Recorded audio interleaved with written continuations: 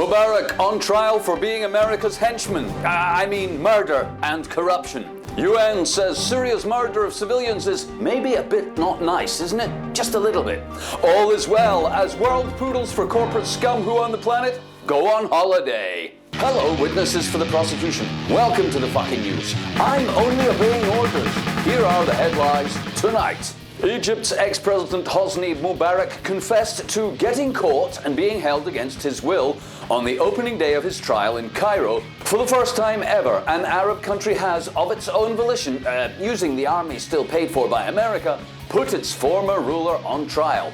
He was wheeled into court on a hospital bed into a cage as a special Orwellian memory gas was released into the courtroom, making all inside forget that this insignificant little peacock was just a thug for America and Israel. The gas was so strong that not even the allegedly free Western media has reported anything of the like. It's almost as if a palpable wanton delusion generator were operating in the world's press, as no horror stories of his acquiescence to American or Israeli atrocities were recounted in court at all.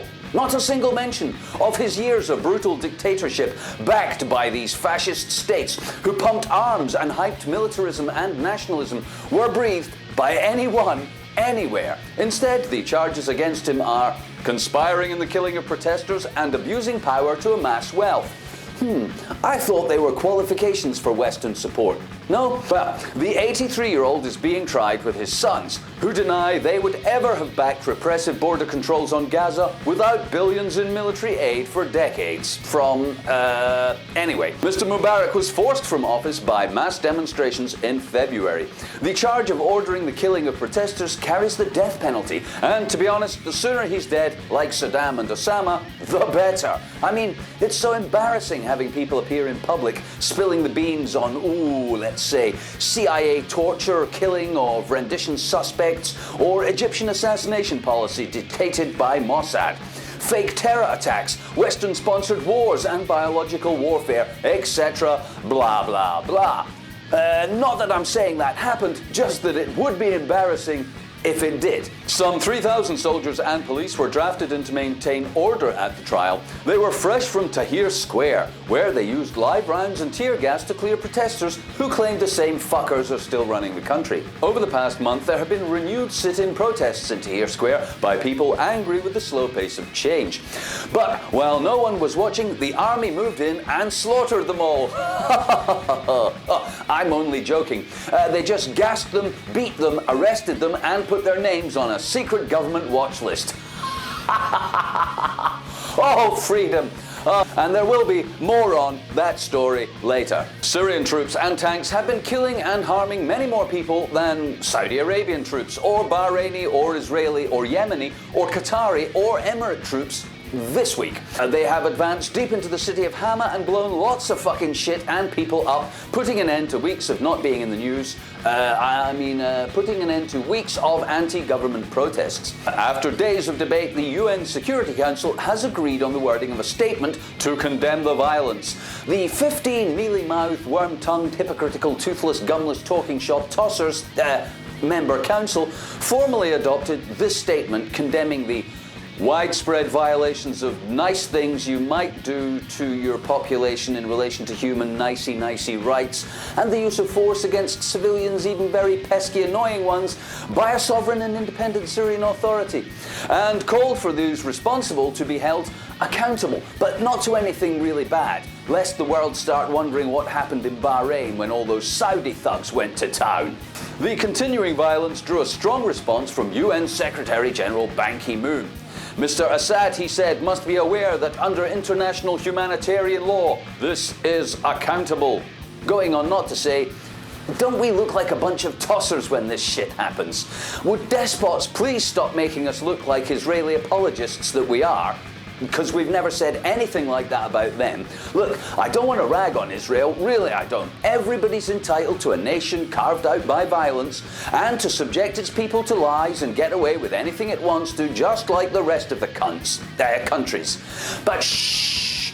People are starting to talk. Come on, have a bit of savvy. We can't pretend everybody's angry mobs are terrorist nutjobs with no grievance, all right? Chill the fuck out, Syria. Geez, you're making Israel look bad. President Barack Obama has signed legislation to increase the US debt ceiling and avert a farce, financial default, after Congress voted in favor of a bipartisan compromise deal. I want to announce that the leaders of both parties in both chambers have reached an agreement that will reduce the deficit and avoid default. Fresh back from holiday, along with many other world leaders at Bohemian Grove, President Obama didn't say, I always knew we would get a deal. Nudge, nudge, wink, wink. In fact, it was already a done deal, and we know exactly how much more fake money we'll print to take care of the devaluation of the dollar so that this debt ceiling becomes meaningless anyway. You see, if we owe more money, but it's worth less, you all still have to live and die in debt anyway.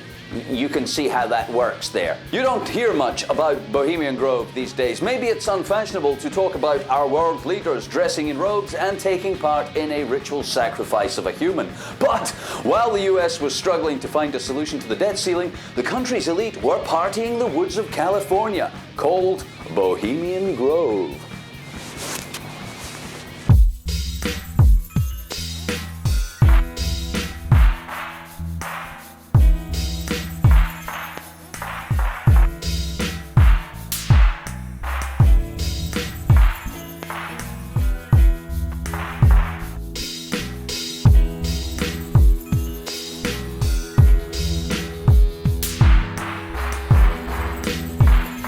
Bohemian Grove is a place you can go when you're really well known, and you got money to show. Maybe our show, and you can go, and you can wear a robe, a hooded robe. And you can light a torch, walk down the road with the other campers in Bohemian Grove.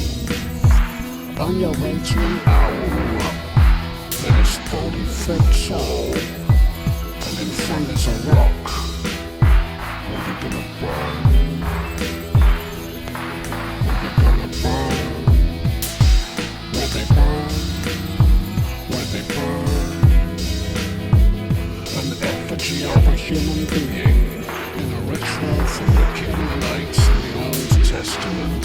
While they chant some mumbo jumbo, they burn an effigy of a human being in Bohemian Grove.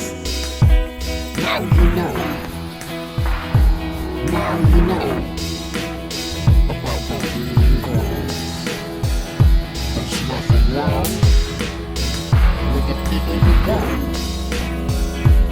Nothing wrong with Bohemian Grove.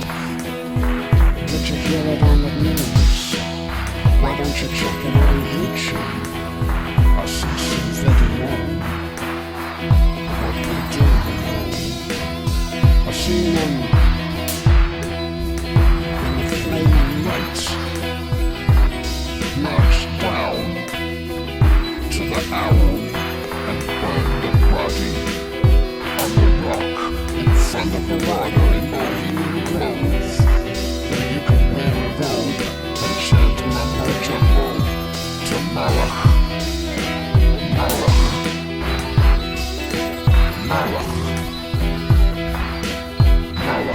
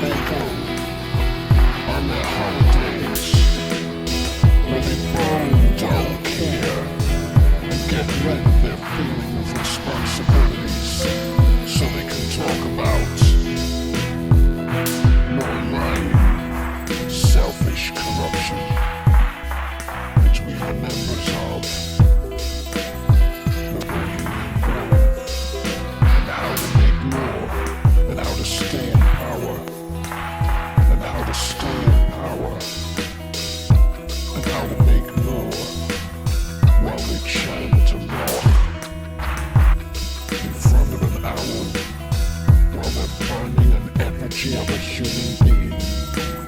Your world leaders, your trusted politicians, your royal family, your kings and queens and presidents, your business leaders, your media owners, your newspaper magnates, your magazine editors, your filmmakers, your record companies, your internet providers, your content providers, and Bohemian Grove, banging an effigy of a human being in front of a giant owl whilst chanting to Malach on their summer holidays.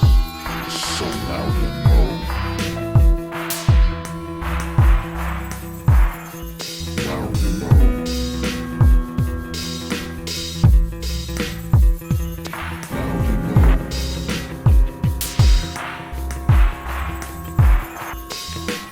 Malach.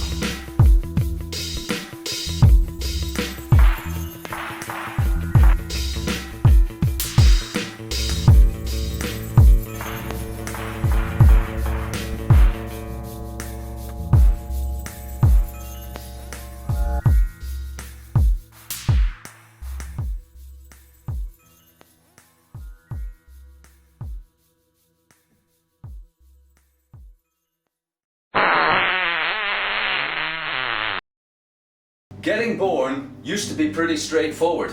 Chemicals called hormones exerted an overwhelming desire in your parents to copulate, and such would be the orgasmic urge to complete coupling in coitus. Your dad would empty his load straight into your mama's belly.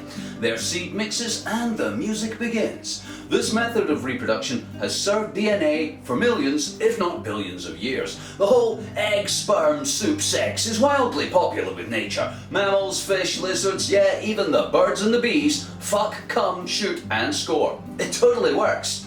Not long ago, I could have safely said the parents of everybody listening to this fucked, came, shot and scored. Or you wouldn't be here. But not anymore, no. Because in the last 100 years, humans have invented brand new ways of making people. You might be a clone for all I know, or indeed for all you know. I mean, how would you know you're a clone unless you bump into the other guy?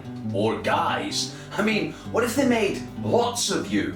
This is our most popular clone, sir, made for your discerning eugenicists. Average height, average intelligence, has a number of expensive medical conditions built in to maximize profit and ensure a short life after employment. He has an average penis size, but a disproportionate obsession with it allows a means of control and can also be exploited for profit. Finally, if you confront this clone with uncomfortable truth, it has the capacity to dehumanize itself or to operate under a special emergency mode called delusion. Anyways, many of you may have been conceived in a test tube, some carried by surrogate mothers, some carrying donor sperm from anonymous parents selected by computer. Some of you may be genetically engineered superhumans planning to take over the world and dispose of us lesser, poorer quality stock. For all any of us knows, there could be people here spliced together in a laboratory from one of Einstein's hairs and a pumpkin seed. It really doesn't matter, because there are some things that make all of us the same at birth. Number one, you are totally dependent on your parents, who are about to become the first fascists you meet on Earth. Number two, you are noisy and you smell. Both good signs at this stage of your life.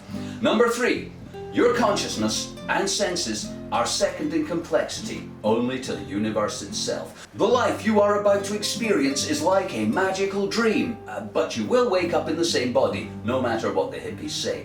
Have fun, and remember, you get born, you grow up and you die, but the rest is up to you. Have fun!